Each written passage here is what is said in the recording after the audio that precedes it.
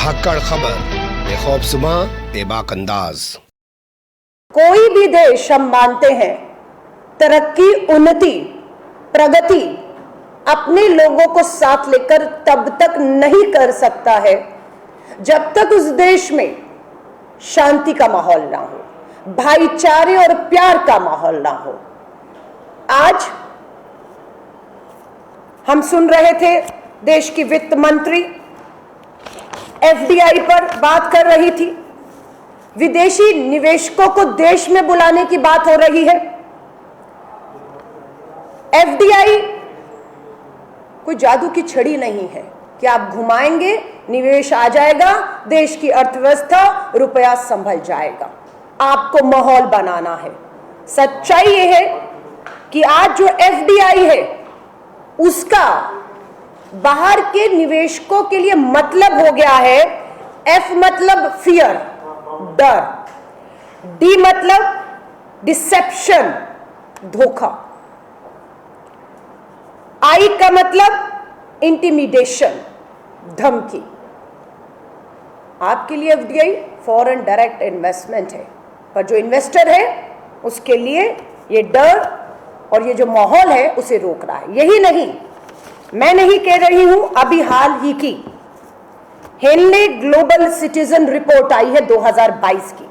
उसके मुताबिक देश के 8,000 अमीर और व्यापारी जिन्हें देश में निवेश करने की उम्मीद की जा रही थी, वो देश छोड़ने के लिए सरकार को आवेदन दे रहे हैं। मात्र इस एक साल में 8,000 पूंजीपति व्यापारी, छोटे, जिनसे उम्मीद थी देश में रोजगार लाने की, उन्होंने देश के बिगड़ते माहौल और व्यापार के लिए सुरक्षित माहौल न मिलने के कारण आवेदन दिया है।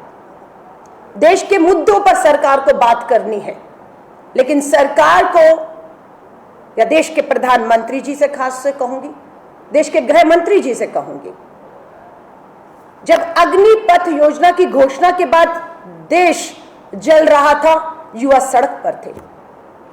उम्मीद की जा रही थी कि देश के प्रधानमंत्री जी युवाओं से शांति की अपील करेंगे, उन्हें विश्वास दिलाएंगे कि हम चर्चा करेंगे। लेकिन दुख, चिंता की बात है कि प्रधानमंत्री जी ने आंखें बंद कर मौन धारण करने को चुना।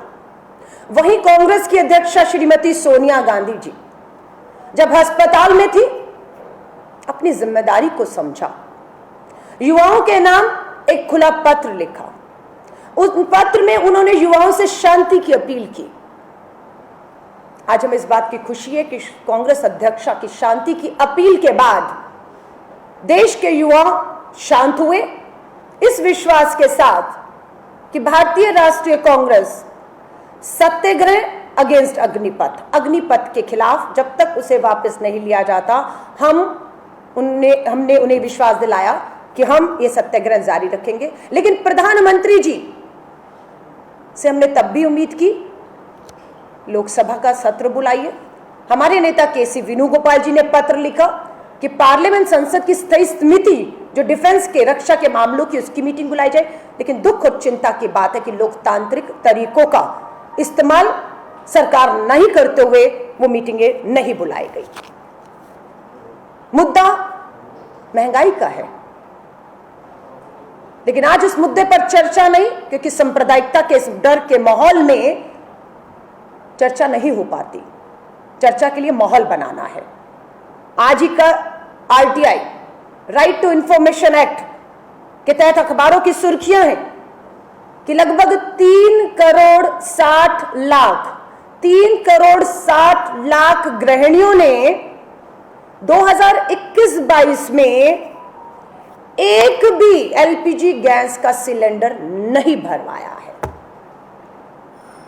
मात्र एक साल में 3 करोड़ 60 लाख गृहिणियों ने पूरे एक साल में एक गैस का सिलेंडर नहीं भरवाया। ये महंगाई का मुद्दा है जिस पे चर्चा चाहिए, पर चर्चा के लिए देश में माहौल चाहिए। किसान मुद्दा है, आज भी त्रसित है। आपने उस समय भी अग्निपथ की तरह कृषि कानून थोपा, कदम पीछे लिए। आज भी किसान चर्चा चाहता है कि मेरी एमएसपी पर न्यूनतम समर्थन मूल्य पर जो कमेटी का गठन होना था, वो कमेटी का गठन आज भी नहीं हुआ, न चर्चा हो रही। क्यों? क्योंकि चर्चा के लिए माहौल चाहिए और ये माहौल बनाने की जिम्मेदारी केंद्र सरकार की है। और जिन्हें ये लगता है कि माहौल ना बने, चर्चा ना हो, इसलिए ये सब यूं ही चलता रहे। अभी हमने हाल ही में देखा, गर्व है हमें राजस्थान की कांग्रेस की अशोक गहलोत सरकार पर। मैं आदरणीय देश के प्रधानमंत्री जी और गृह मंत्री जी और देश के अन्य राज्यों के मुख्यमंत्रियों से कहना चाहूंगी, एक उदाहरण पेश किया है अशोक गहलोत जी ने कि एक आतंकी घटना होती है, डर खौफ का माहौल बनता है, लेकिन सतर्कता, सरकार की सतर्कता, मुख्यमंत्री की जिम्मेदारी और जवाबदेही को निभाते हुए मात्र 4 घंटे के भीतर, मात्र 4 घंटे के भीतर राजस्थान की पुलिस उन दोनों दोषियों को गिरफ्तार करती है। कुछ ही घंटों में एसआईटी बिठाई जाती है।